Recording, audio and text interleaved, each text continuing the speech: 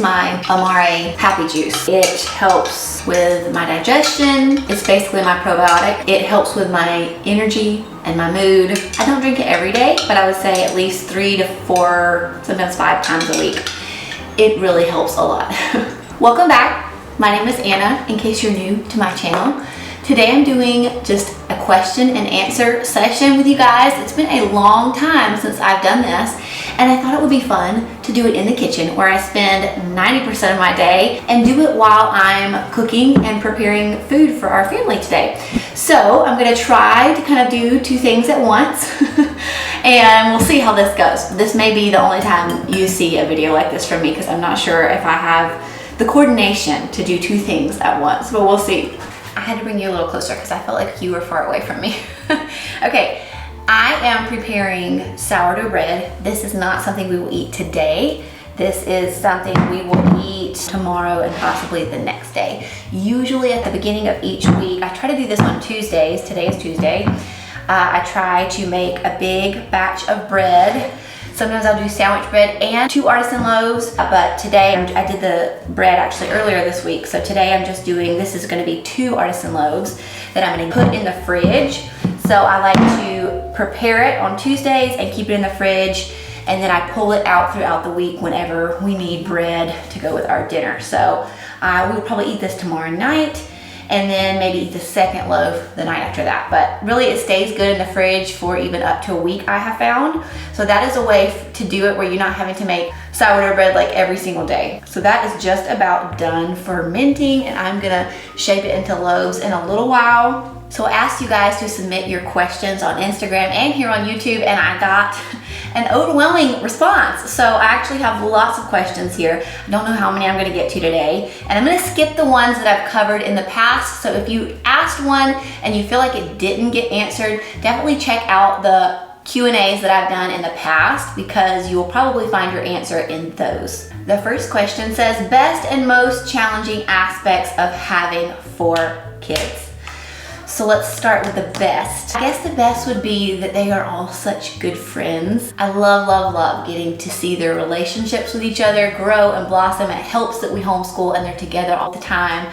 And they just, every single one of them have such a sweet relationship, and I am just hoping and praying that that continues all the way into adulthood with them because it just makes my mama heart so happy. I also love having 4 kids because there's just a lot going on all the time, and that is fun for me. Like our house is just always bustling and busy. They're coming up with the cutest ideas, and they're just full of life and joy, and they just bring me so much joy. I love having 4 kids. Now, some negatives of that would be your time is definitely divided when you have 4 kids. The more you have, the more you have to figure out how do I give enough of myself to each child and still have my sanity. So that has been a challenge, especially once I had my 4th one. That's when I realized, okay, we have to get down some solid routines. We have to figure out a cleaning schedule, and like we have to start writing things down because I just felt like I was just spiraling and just all over the place. And I just always felt really disorganized. So sometimes when you have 4 kids, you can also feel like you're being stretched thin, like you're just being pulled in a million different directions. Sometimes you just have to stop and ask for help. But it is so good because it's all ways that are teaching you how to learn and grow and have grace, and just so many different things that you learn the more kids you have. One more negative thing is it can get expensive. The more kids you have, the more expensive things are. But that's where a good budget comes in handy, and you just have to learn to budget for things. You have to learn to say no to your kids. They can't always get everything they want right when they want it, but I think that that is a good, healthy habit for them to learn. I feel like that's going to take them through their whole life. They're not going to probably have a life where they're just handed every single thing and they get everything that they want. So it prepares them well for adulthood to realize, hey, we have to save for things. Mom and dad work hard for things, and to take care of the things that we have. It's really important to be teaching them that. Do y'all remember when you came with me during the summer to get all of these peaches, which I spent days and days, it felt like weeks and weeks, preserving? I almost lost all of these peaches during Hurricane Helene because we lost our power. But thankfully I did not lose them. And I'm gonna make tonight for after dinner a little sweet treat for us. I'm gonna make it pretty healthy, but I'm gonna use these peaches that I froze during the summer. These are fresh frozen peaches, and they are still a little bit frozen, but I actually think that that will be fine. So, well, I actually think I'm gonna nuke them for a minute. I know. Come at me in the comments about my microwave. I don't care, I love that thing. We don't use it often, but I mainly use it to reheat my coffee. And I honestly can't ever see me going without it, but maybe one day I'll get there. I'm still, you guys know, I'm crunchy, but I'm not all the way up there with the crunchiest yet. I really don't have a recipe for this. I'm totally just making it up as I go along and hoping and praying for the best, which is what I do a lot. I do love a good recipe, but sometimes you just have to go with your gut. But I am using this Hope's Table cookbook. It's such a good one. If you don't have this cookbook, it is one of my absolute favorites. But I'm using this crumble topping that she has for her grandma's rhubarb crunch. And I'm just gonna make like basically like an apple crisp topping for the top of these peaches, and I think that'll be really yummy. It is very cold today, so I thought I would make a warm dessert for us to snack on after dinner. I'm probably gonna whip up some homemade whipped cream to go on the top too. Okay, let's get to one more question. This is a good one. How to not allow having a career path to define your purpose. I recently quit my job to be a stay-at-home mom, and I have been struggling so much with the idea of having a job or more money to define my purpose. This is good. This is really good. So I think I've talked about this on other videos, how when I had my first child, I was a full-time photographer. I was working like 5 days a week, a lot of photo shoots. I wouldn't say I was like working all day. It would be at least a photo shoot a day. So I would take 3 hours, and then I was editing at least an hour, 2 hours, 3 hours each day as well. So very close to full-time, if not full-time. And I had to give that up, and I had just built a studio, and we were making a lot of money with photography, like a lot of money. And it was really, really hard to give that up because I felt like I had come so far, and I had never like had a photography class or course, but I just kind of taught myself everything. So that was so hard to give up. It took so many months and months of praying and asking the Lord, like, is this where you want me? Is this what I need to be doing? And it was just clear, so evident through so many different things that is exactly what the Lord was calling me to do, is to lay that down in this season. I thought it would just be a season. It's actually been like close to probably 8 years since I've done photography full-time. I've done photo shoots here and there, but I've pretty much given it up all the way. And it has been wonderful. Like, I can't really say that I've missed it that much. And I know that I'm right where the Lord has me. So I guess my first thing would be to just stand firm and be confident in your decision, because if the Lord has brought you to this decision, and it sounds like from your question that the Lord has brought you to be a stay-at-home mom, then just own it and be confident in that decision, because it's not the Lord that's bringing those doubts in your head. It's probably other people saying things to you. It's you watching things on social media thinking, oh, I'm not like that person, so I'm not good enough. I'm not doing what that person's doing, so I'm not good enough. Or those doubts are not from the Lord. So you really have to try to keep your blinders on and not look to the left or to the right, and be looking at what all of your friends are doing, how much money they're making, the trips that they're going on. I know that can be so hard, but you really just have to stand firm and confident in the decision that you've made, that the Lord put on your heart to make, and just be confident in that. Also, I think it's really important that our identity is not found in what we do. Think about who you are in Christ, and try not to define yourself through what you do, because it's really not about what you do, but who you are in Christ. And then I would also say, think about when you're on your deathbed, at the end of your life, when you're in your last hours. I guarantee you're not gonna look back on your life and say, I wish I would have worked more. I wish I would have gotten that degree. I wish I would have hustled more. You're gonna say, I wish I would have had more time with the people that I love. We're all gonna say that. And so being a stay-at-home mom is the best way that you can spend the most time with the people that the Lord has brought into your life to minister and to serve to. So that is such a joy. And when we really start to think about that, and we have a kingdom mindset for things instead of just a right now mindset, then it changes everything. It changes our view on every single thing that we do, whether it's washing a dish or serving at church or scrubbing a toilet. We all are doing that as unto the Lord with that kingdom mindset. Then we realize what a blessing and what a joy that is. I'm gonna warm this up just a little bit.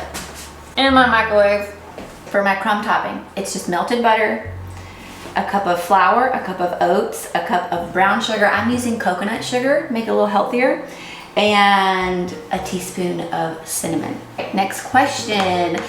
Do I have any potty training advice? Do not ask me for potty training advice because we did not do well at that. That worst part of parenting. There is a book called Oh Crap that I read. It has a little bit of language in it, but I did read that with my last one, and I do think that that helped. We potty trained him last summer. It didn't take that long. I felt like he caught on to it pretty quickly. So I definitely think that that book helped. But potty training has definitely been a struggle for us with all of my kids. I think it's because I'm not good about being consistent with it. So I'm sorry, I really don't have a lot of advice. I would say though, definitely don't start it too young. That was a big mistake that we had made with my first child. We started it before he was ready. I feel like boys are not ready as young as girls are. And so it was a whole thing. It was very difficult. I'm so glad to be done with that. So glad to have that behind me. How do you homeschool with a newborn baby? Oh my goodness, I did this a lot. I actually have a whole video, I'll link it up here for you guys, about how to homeschool with infants and toddlers. It gives all of the details to you, but I would say a few tips is, number one, start the day filling their cup. So just sit with them for like maybe 10 or 15 minutes in the morning before your day starts and fill their cup. Love on them, give them some one-on-one attention, and that really helps. Like, you would not believe how much that helps them. It fills their love tank so that they don't drive you crazy the rest of the day where you're trying to homeschool. And then I would also say busy boxes are great. I have a bunch of activities that only come out during school time that they're allowed to play with, and that really helps keep him occupied. We've also done sibling time where one of the kids takes like 30 minutes with him, and they do it in blocks so that I have focus time with the other kids to work with them, but someone is entertaining the toddler. That's always really helpful. And I know this is more like toddler than newborn, and I'll talk a little bit about newborn in a minute. Just have some toys that are only brought out during school time. That will make it feel like fun and new for them each time. Maybe do sibling time. And also, whether you have a toddler or a newborn, just keep your expectations low and do less. You don't have to do everything that this person over here is doing that they're saying, oh, this is the best thing to do. What I had to learn really quickly is I cannot do all of that. I have to simplify and do just the bare bones in this season because I don't have the time, I don't have the capacity to just do everything. One day I will. Right now we're in a great season where my youngest is 3 years old and we're able to do a lot more than we ever have before, and it's beautiful. So you'll get to that moment, I promise, but right now just focus on those little ones that really need you and just do what you can do and let that be enough. And when you have a newborn, it actually is pretty easy to homeschool because they just sleep and eat and poop. So you can nurse them while you're doing math with your older one. You can hold them in a wrap while you're doing science. You can put them down for a nap. They take like 20 naps a day. So you have lots of time to actually work during doing school with a newborn. And I actually found that it was much easier to homeschool with an infant than I did homeschooling with a toddler. So I hope that that helps. Just, I would say, embrace this season. It goes by so fast. And it feels like the longest season when you're in it. But I promise you, it will go by in a flash, and you'll finally be in that season where you can add all the things and do all the fun things and the extracurriculars and the field trips and all of that. But when they're little and they need naps and they need schedules and they need structure, it's just not the time for that. And maybe it is in your family, maybe you still choose to do all of that, and that's great. But I know for my family, there was no way that we could do all of that. How did you and your husband meet? I don't know if I've ever told this story on here actually, but we met at church. We were really little. I think I was like 11 or 12, and he is 3 years older than me. My dad had taken a pastoralship at his church, and so our families became really close friends. They still are to this day. Zach's dad was always in ministry with my dad, and they had just such a sweet relationship, Zach's family and my family. And we still to this day do a lot of things together. We do vacations together. My parents and Zach's parents are just such great friends. So we originally met at church, and we're in like the same little hangout group, and we were just really good friends for a really long time. My parents didn't really let me date, but I remember I had a cotillion because I was going to a private school at the time. And I had a cotillion, which is like a fancy dance, that I had to bring a date to. And I liked him and I wanted to bring him, but I was so nervous to ask him. And I remember we went on a youth trip that was like 6 hours or 8 hours away. And the whole trip I sat beside him and I was trying to work up the nerve to ask him to come to this cotillion with me. It took me the full entire trip until we were pulling up in a church parking lot for me to finally ask him. It took me that long. And he said, yeah, sure. And it was like not a big deal at all. And I had caused myself stress for 8 hours for no reason because he was so happy to come. But anyways, that was kind of our first date. And then it was probably several months after that he sent me an email, and he was like, I think you should pray about me and you. And I was like freaking out. And then he invited me to his prom. And that was that. That's kind of our little story. We dated for 6 years before we got married. I think we had 2 long breakups during that time, but we eventually tied the knot, and we've been super happy ever since. We'll celebrate our 16th wedding anniversary in August. This one says, I have been homeschooling for 16 years, and sometimes I feel very stagnant in my growth as a woman. Apart from being a homeschool teacher, how do you continue to grow and change in your life? So I feel like what we're consuming kind of shapes our minds and our beliefs and is how we grow. So number one, it's so important that you are growing in the Lord. So be reading your Bible, studying the Word, be plugged in a church where you are surrounded by men and women of the faith.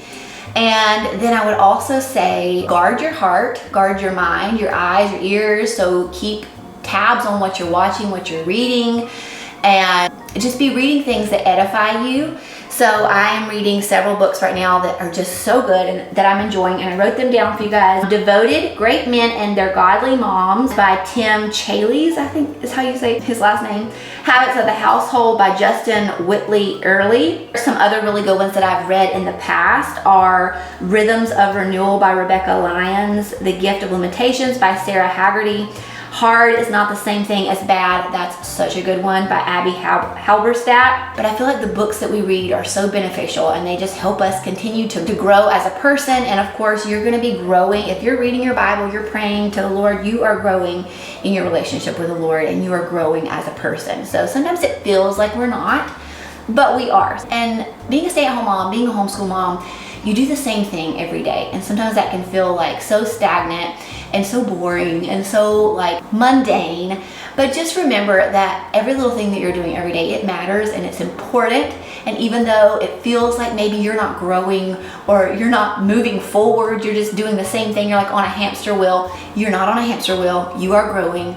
You are getting better every day. You're learning something new. You're shaping the hearts and minds of your kids. And sometimes it feels like our work as a mother is not important, but it is the most important thing that we will ever do. I had several questions about how I relax in the evenings and how I find rest for myself. You guys know I take a bath just about every single night, whether my husband's working or not. If my husband's working, I will put a movie on for my kids so that I can take my bath in peace. If my husband's here, he watches the kids and he lets me take my bath. And it's just such a great way for me to recharge every day. But I also have little blocks through my day of rest time. So usually after we get done homeschooling, I go straight to my room, I close the door, and I lay down on my bed and I just rest my eyes for a few minutes. Usually that's the first time I have a chance to check my phone for the day. So I'll see who's messaged me, what does everybody need? And then after I get done doing that, I'll just lay my head down and rest for a minute. And then I have another one of those blocks usually in the mid-afternoon because I start getting really tired then, so I'll usually do some dinner prep and then I'll rest for a little while. And then in the evenings, after my bath, after I put the kids down, I'm not doing anything else. I have tried in the past, like editing videos, emailing, and it all ends up being horrible because I just have no mental brain space at that time of day. I shut down mentally after like 5 o'clock. So I've learned I can't do business stuff in the evenings unless I just absolutely have to. I do best doing all of that stuff early in the morning before my kids wake up, or even in the afternoons after we get done with homeschool. But the evenings are set aside for me to relax. I try not to be on my phone because I know that is really bad for your sleep. And so I really try hard to just rest and relax and read. I will watch a show. I'll just sit and spend time with my husband and talk and catch up with him. But I'm not doing a lot. From about 7 o'clock to 9:30 or 10, whenever I go to bed, I'm not doing a whole lot. And I think that is huge, because if we are working ourselves to the bone till the minute our head hits the pillow, it's really unhealthy. And it's a great way to get burned out really, really fast. You have to be careful. You have to learn how to say no to things. That's really hard for us mamas, I know, but it's such a healthy thing. Do you have any tips on how to address a child who has lied? We do not put up with lying in our house. Like, that is one of the huge, huge things. Like, we absolutely will not allow any of our kids to lie. I've had issues with that. Some really funny things where we have seen a child do something, or I actually have even caught it on video, and they will still deny that they did it.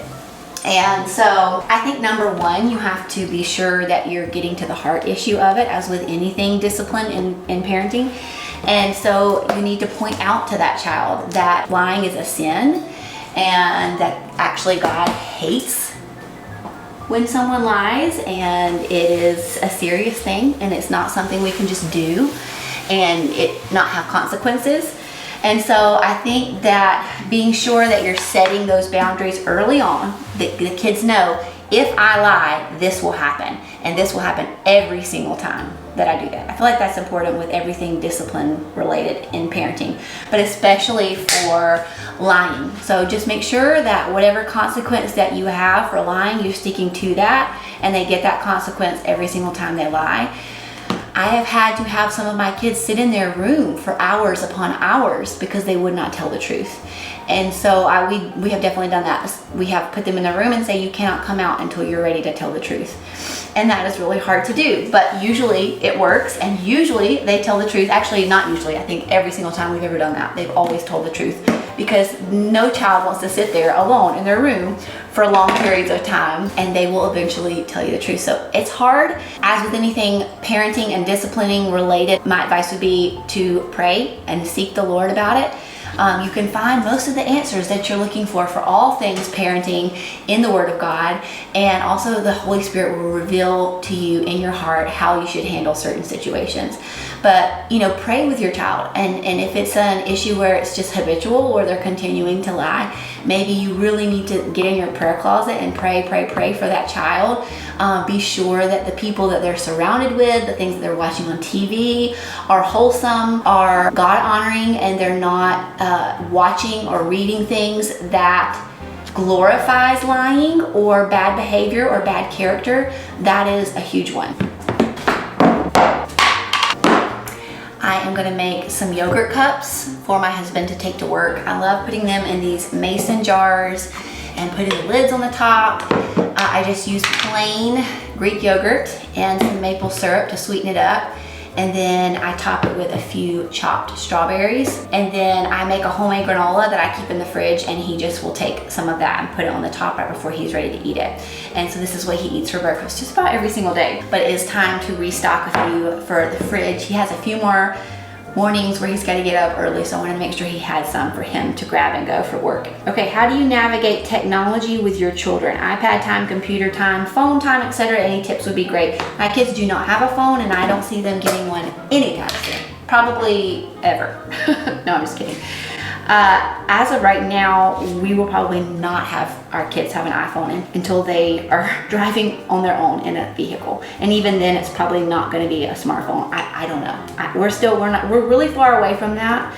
So I really can't say one way or the other how we're going to handle that right now. I feel like iPhones in the hands of small children is like fire. I would seriously seek the Lord about phones for children, because I feel like it's very, very scary. As far as screen time, we have one iPad that is used for school. Now, one of my kids, my oldest one, he likes to do fantasy football with his dad. So we do allow him to get on that app and use that from time to time. He has to use it in the same room that we're in.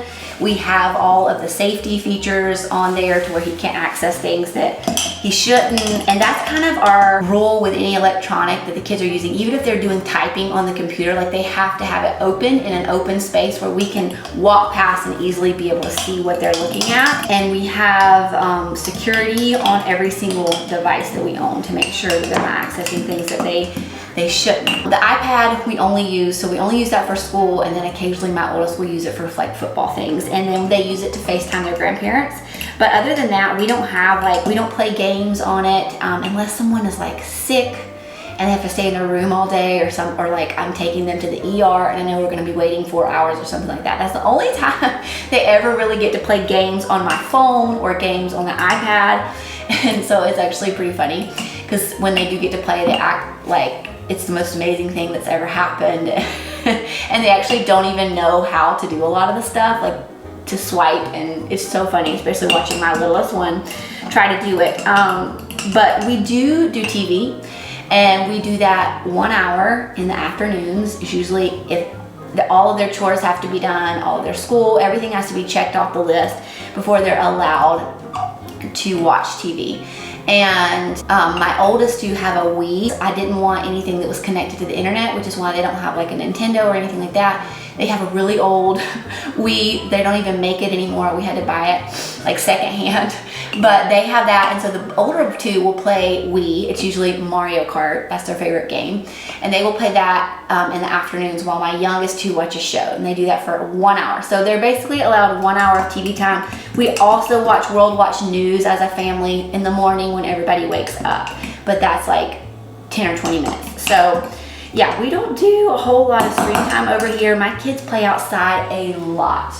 I just feel like screens are really detrimental to our children's well-being, to their developmental growth. It is so good for them to be outside a lot. There's been so many scientific studies done on how important it is for children to be outside in nature. I've never seen a study that says it's good for kids to be on iPads ever. So just keep that in mind. Again, it's something to pray and ask the Holy Spirit to show you what is a healthy time amount, and what are the safety precautions you should take with screens. I would also say one more thing about screen time. You need to really search your heart and ask yourself if you are using screens as a babysitter, because it's so easy to do. And I remember when I was a young mom that I was doing that, and it was a real crutch for me, but it was not doing my kids any favors. It was not helping them. It was not helping our relationship. It wasn't good. So just be sure that you're not using it as a way for you to just get a break. Because yes, maybe you need to do that like every once in a while, but if you're doing it every day for hours and hours and hours, there's a problem. So just check your heart on that. This question's asking, I always think it's funny, asking about socialization. I guess with homeschooling, how do your kids socialize outside of the immediate family? You guys know if you homeschool, it's just so comical when people ask, but I don't think this is what she's asking, but it's funny when people ask about socialization, because I feel like homeschoolers are the most socialized, well-grounded kids that I know, because they're used to being around adults and having conversations with adults. They're not used to only talking to kids their own age. But the way we make sure that our kids socialize is they talk to us. We are talking to them a lot, and they learn a lot through just their interactions with us. But also, like, we have a co-op we go to once a week.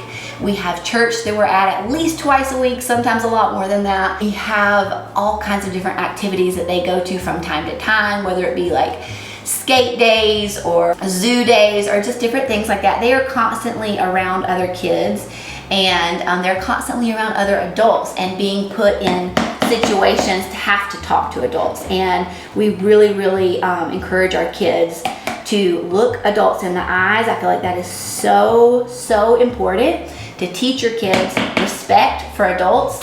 And that starts when they're 2 years old and someone's asking them to shake their hands. They need to shake their hand back. They need to look in their eyes. They need to say hello, not cower under mommy's skirt.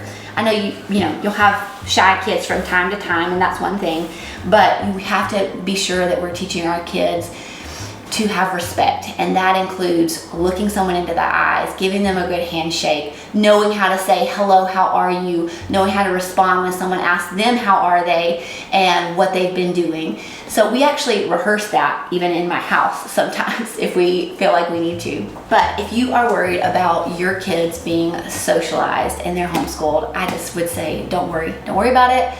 I was homeschooled, all my siblings are homeschooled. We are all very good at being able to talk to people and are all very social. And so I don't feel like that should be anything you're worried about. But if you're in a situation where you never go anywhere and you're like letting your kids play on screens all day and you're not ever having conversation with them, that would be different. Then they're probably gonna end up being a little weird. Does your husband contribute to homeschooling, or is it mostly you? That's a good one. My husband does a lot. He is off a lot of times. He'll be off like one morning a week. Sometimes it'll be 2 mornings a week. Sometimes he's off in the mornings when we have a co-op day, so he doesn't really help with school on co-op days. He stays home with my littlest one, and I take the older 3. If it is a day and he's off and we do plan to do homeschool, then he will definitely help with that. Fridays, he's always home, so he helps a lot on Fridays.